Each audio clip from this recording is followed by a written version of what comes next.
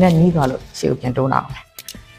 ဒီနေ့တင်ပါရော hamstring ရောထိစေမယ် exercise လေးတစ်ခုလုပ်ပြမယ်နော်အရင်ဆုံး cable မှာ setting ချိန်မယ်ပို့အောက်ကိုဆွဲချမယ်နောက်ကြိုးတက်မယ်အဲ့ဒါချင်းကိုပူနိုင်တဲ့လောက်ပေါ့နော်15 kg ဒါမှမဟုတ်ရှင်20 kg လောက်ပဲထားမယ်အလေးအများကြီးမထားဘူးချင်းကြိုးကိုဒီလိုခွာလိုက်ပြီးရင်ကောက်ကင်လိုက်မယ်ကောက်ကင်ပြီးတော့ရှေ့ကိုတစ်လမ်းနှစ်လမ်းလောက်ပဲတိုးမယ်အရင်ဒီလိုအဝေးထိသွားပြန်မလို့နော်နှစ်လမ်းစာလောက်ဆိုရင်ရပြီသူက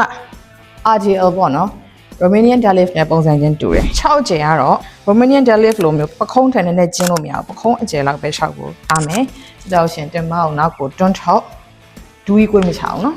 တင်မလေးနောက်ကိုတွန်းထုံမယ်အပြီးသွားပြီဆိုလို့ရှိရင်ဒီတင်မအားလေးနဲ့ပဲရှေ့ကိုပြန်လာမယ်โอเคနော်နည်းနီးသွားလို့ရှေ့ကိုပြန်တိုးလာအောင်တင်မလေးနဲ့နောက်ကိုတွန်းထောက်โอเคတင်မတွေတင်းပြီးပေါင်တွေတင်းပြီးဆိုလို့ရှိရင်ရှေ့ကိုပြန်လာမယ်သူကလည်း RDL မှာလို့ပဲ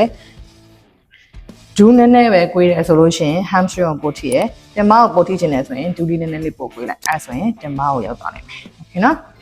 အဲ့ဒီမှာမှားတတ်တာဘယ်လိုမှားတတ်လဲဆိုဒီလိုကိုင်းချလိုက်တယ်ပြီးသွားလို့ရှိရင်ဒီလက်ကြီးနဲ့